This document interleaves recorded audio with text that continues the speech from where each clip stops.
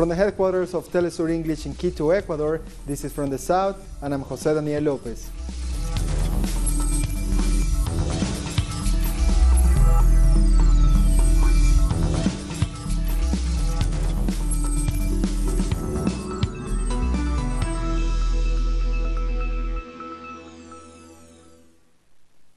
Teachers in Argentina are staging a 72-hour national strike to demand the government an increase of salaries. Teachers are also demanding for the government to improve school infrastructure and increase investment in the education sector.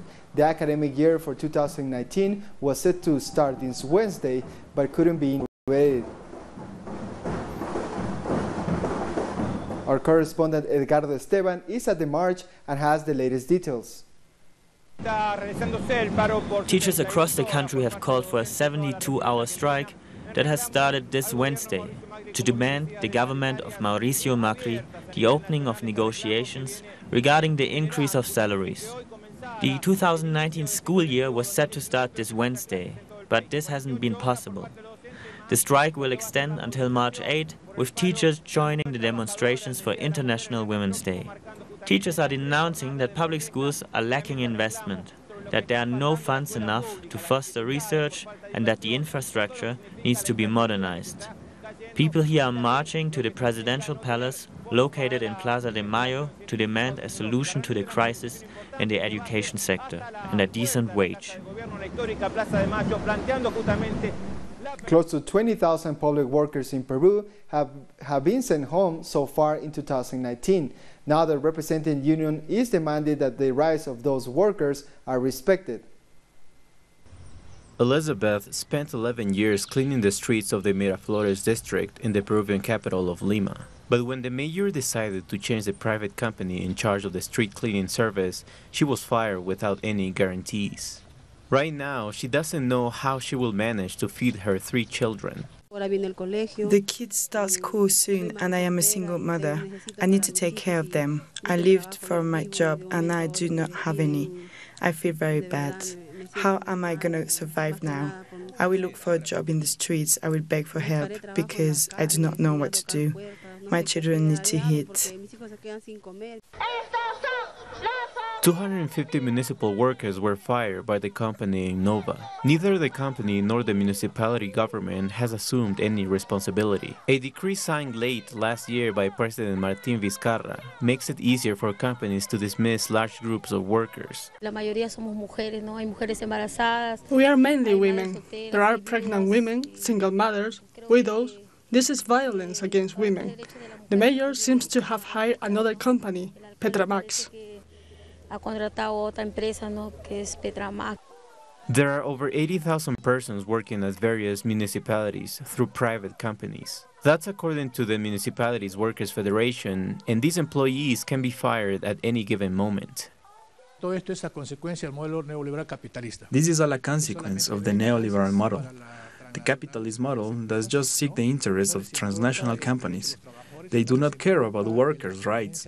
They don't care about workers' stability because they are concerned about their own benefits, especially with what we are now seeing. It's corruption. The Workers' Confederation of Peru's labor union says labor rights as an expense. It even allows several companies, such as those in agricultural sectors, to deny employees basic labor rights. Colombia is marking the day for the commemoration to the victims of state crimes. Our correspondent Jose Manuel Jimenez brings us the latest from Bogota. This Wednesday, March 6th, is the day for the commemoration to the victims of state crimes in Colombia. This is a very important day for those in the Colombian society who suffer from the violence of the state, the military and the police, aimed at cracking down the opposition in the country. And because of this Special Jurisdiction for Peace, or JEP, has become especially important in the armed conflict. But the JEP has been under constant attack by the country's Attorney General and by the Central Democratic Party, led by former President Álvaro Uribe. It is especially important that the false positive scandal is solved, so the Colombian people and the world understand the complexity of the armed conflict. It involves cases of extrajudicial killings of thousands of civilians by the military that dress their victims as guerrillas to present them as skilled fighters to the media. Just yesterday, in a public hearing, Colonel Gabriel de Jesús Rincón Amado asked for forgiveness from the families of the victims of the false positive cases who were murdered between 1988 and 2014. He recalled in detail his role in recruiting and murdering 5 young people from Soacha in 2008. Various civil and former army members' organizations, such as the Foundation We Were Heroes, which has about 2,000 former soldiers, say that they have called on President Iván Duque several times to sign a bill that would give more power to the special jurisdiction to rule in the false positive cases and convict members of the military that were previously sheltered from investigation. We thank Manuel for that report. The German ambassador in Venezuela has been declared persona non grata by the Bolivarian government. Ambassador Daniel Krainer was one of several European diplomats who went to meet the opposition leader Juan Guaidó when he arrived at Caracas airport on Monday. The Venezuelan Foreign Ministry says Krainer has repeatedly interfered in Venezuela's domestic affairs. It says his behavior contravenes basic diplomatic rules. However, he repeated the government's desire to cooperate with all European governments. Meanwhile, various political and civil organizations in Chile have signed a statement criticizing President Sebastián Piñera for his hostile foreign policy regarding Venezuela. Let's hear more on this story. Around 200 Chilean political and civil organizations sent a joint statement to President Sebastián Piñera, strongly rejecting his foreign policy regarding Venezuela. They criticized his trip to the Colombian border town of Cúcuta and his proposal to create an alternative body to UNASUR that would exclude Venezuela and promote stronger ties with the United States. This letter we sent to the President summarizes our worries and rejection about our government's foreign policy, especially regarding the situation in Venezuela. We believe this attitude only serves the interests of the United States, and it won't do any good for the country, nor for Latin America. All the problems Venezuela currently has are the fault of the President of the United States and the country's long-standing policy that promotes intervention, sabotage, and different ways to take down the Venezuelan government. These organizations represent an anti-war position and against the United States intervention in Venezuela that is widespread across Latin America. And an international relations analyst said the United States sanctions against Venezuela violate international law. The experts say the U.S. sanctions against the state-owned oil company PDVSA are not within the framework of the United Nations. She added the Venezuelan government has all the right to take legal actions against the United States and opposition leader Juan Guaidó for violating the country's constitution. The government will surely take actions according to law at the right time. Guaidó has indeed been prohibited from leaving the country. Guaidó violated the Venezuelan constitution. He not only usurped power, but also betrayed the country. As president of Venezuela's National Assembly, Guaidó convened international military forces to intervene in Venezuela's internal affairs. All international sanctions must be carried out within the framework of the United Nations, especially within the framework of the United Nations Security Council. But the U.S. moves violated these regulations. It unilaterally imposed sanctions to overthrow other governments. More news coming up. We'll be back in a minute.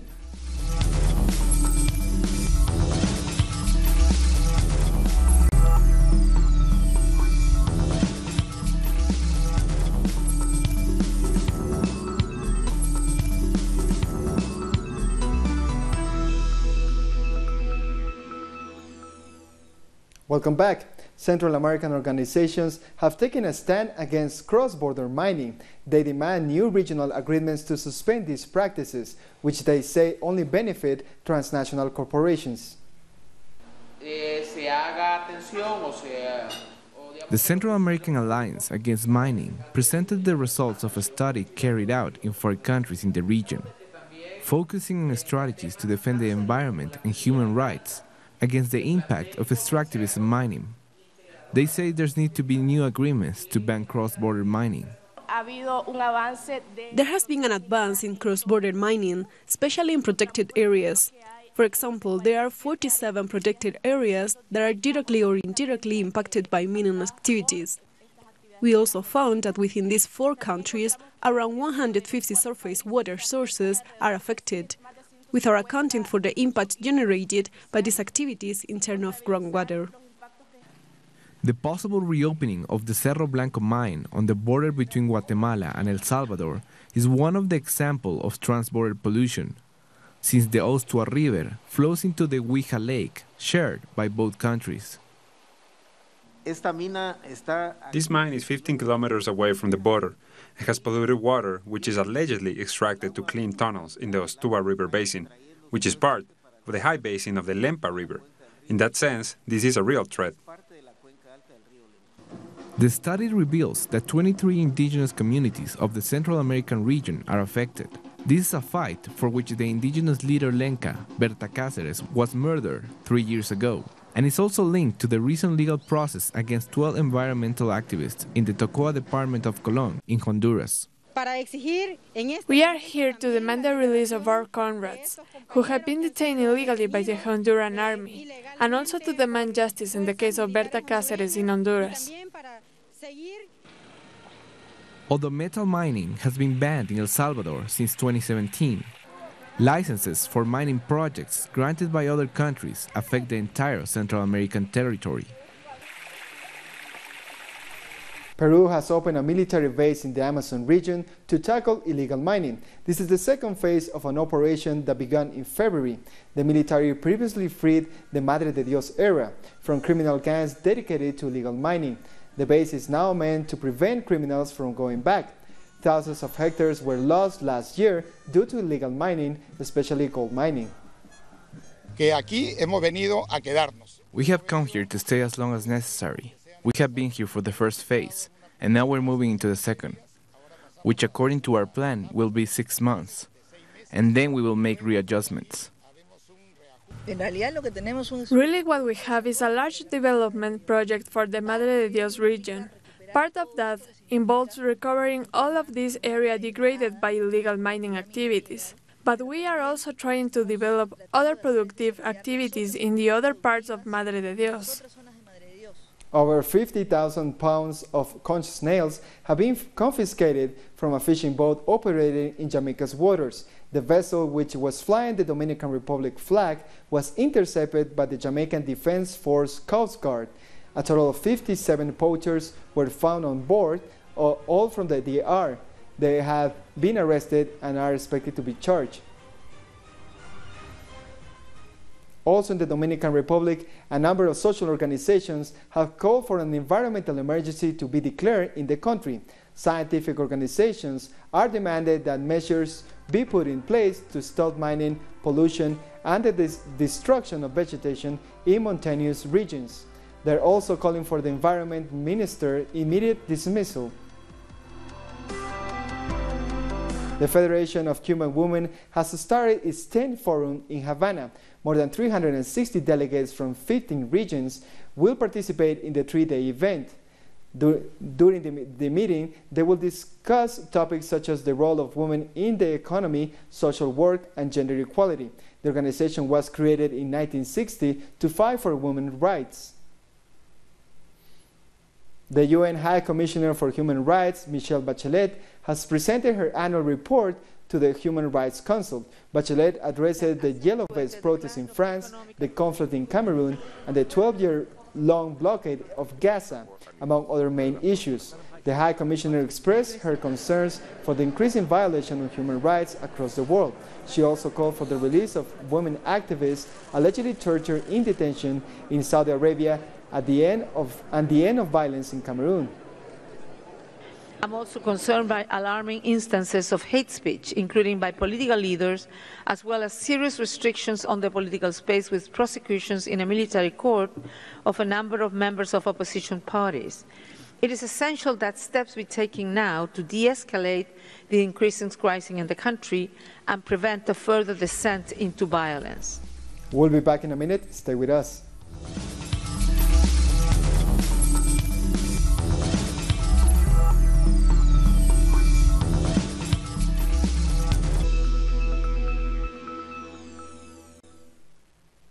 Welcome back. The trial for 12 Catalan pro-independence leaders continues in Spain.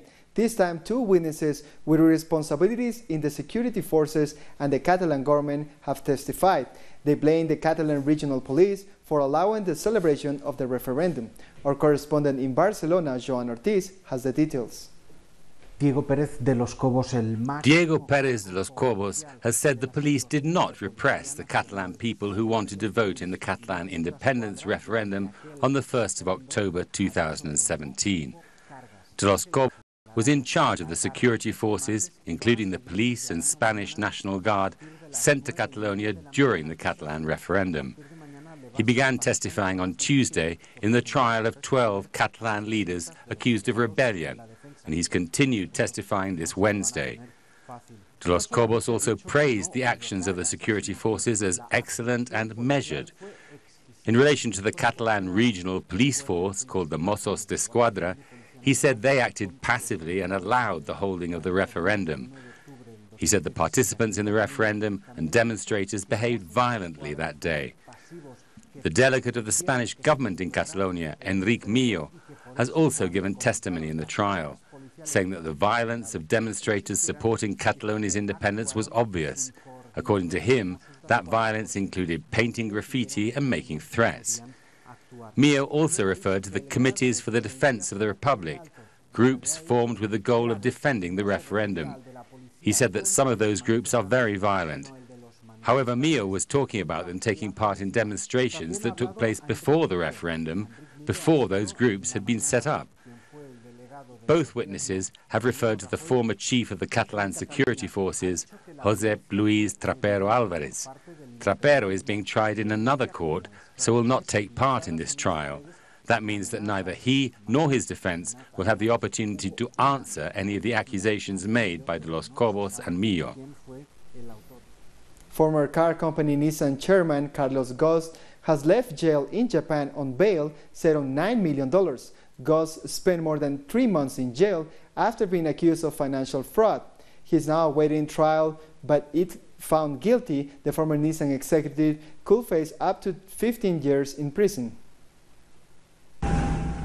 Now that the Syrian government has regained control of most of the country, its return to the Arab League is being debated. Many Arab countries are urging the bloc for Syria to join back, while Saudi Arabia opposes. Saudi Arabia and Qatar agree that it is too early for Syria to join the Arab League back again. But many say these 2 countries are following U.S. orders that are preventing Syria from moving forward in its path back to normality. I have no doubt they are following U.S. orders, something that is not surprising given the fact that these countries have been cooperating with the U.S. in its conspiracy against Syria. They are the ones who are promoting the conflict and putting obstacles for a political solution of the Syrian crisis. But citizens in the region think Syria should return to the Arab League. For this, a Syrian delegation was invited to the Arab Interparliamentarian Union Summit for the first time in 7 years. We are proud that this is the position taken by the Arab population. We wish that the Arab regional bodies follow the example taken in the Arab Interparliamentary Union Summit and urge for Syria to again become a member of the Arab League. Washington is also preventing Syria from being rebuilt. Despite this, countries such as Lebanon, Algeria, Tunisia, Egypt, Sudan, and the United Arab Emirates are opposing this by re-establishing diplomatic ties with Syria and its government. Sudan's National Assembly is holding an emergency session to discuss the state of emergency decree issued by President Omar al-Bashir last month. On February 22nd, al-Bashir declared a 1-year state of emergency across Sudan and dissolved the central and state governments in an attempt to end protests which have rocked the country since December. Protesters have staged almost daily demonstrations demanding al-Bashir to step down. A strike at the Jomo Kenyatta International Airport in Kenya has grounded flights, leaving hundreds of passengers stranded. The strike came after a labor dispute between Kenya Aviation Workers Union and Kenya Airways. The airline advised customers flying after 11 a.m. not to go to the airport. This was done through a statement on Twitter. Union leader Mos Diema was arrested as court ruled against the industrial strike. and riot police have dispersed picketing ground staff striking at Jomo Kenyatta Airport. Demonstrators say they are striking because of a labor dispute over contracts and job security. A court in South Africa has sentenced 2 men to 18 and 23 years, respectively, for the murder of a black teenager suspected of stealing sunflower on a farm. The 2 white men killed the 15-year-old teenager in 2017. The boy died after being thrown off of a moving vehicle by the 2 men and breaking his neck.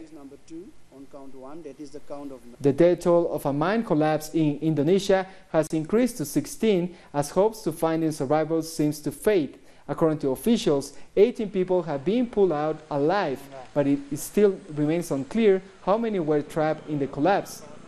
The incident happened sudden beams supporting boards broke due to unstable soil conditions, trapping dozens who were illegally mining gold. Media has for long been banned from knowing what is happening inside the Sakramagas refugee camp in Greece, but our correspondent Ibai Abide recently got access to the camp. Here is his report. Skaramangas is Greece's largest refugee camp. After 3 years of trying to get permission to film, we finally got the government permit that allows us inside. Very few news outlets have managed to get the permit. Inside, we meet Nariman, who was sleeping rough on the streets of Athens for several months before moving in here. He's now been here a year. I just ask Europe for one thing, that it opens the borders, and if not, then it should help people living in refugee camps inside Greece. Hiro has been living here for 3 years with her husband, 2 sons and daughter. She underwent 6 surgeries in her native Kurdistan in Iraq. Her family fled the Islamic State, and she believed that her health would be better in Europe. But that has not been the case, as she is now suffering from psychological problems as a result of living in the refugee camp. The living conditions here are very bad. Apart from what you can see, there are often fights that children witness. It's a bad situation all around. Hiro and her husband have opened a small bakery made of plastics and pallets next to where they sleep. It's so they can earn a bit more money than the 150 euros they get from the state for being a refugee. But more than anything, it's so they can spend their time doing something productive. I didn't expect to live like this in Europe. They have rejected our asylum claim, and now we're appealing against it. The refugee camp, like all camps, was meant to be a temporary solution. But it has now been up for years, and the problem has become chronic.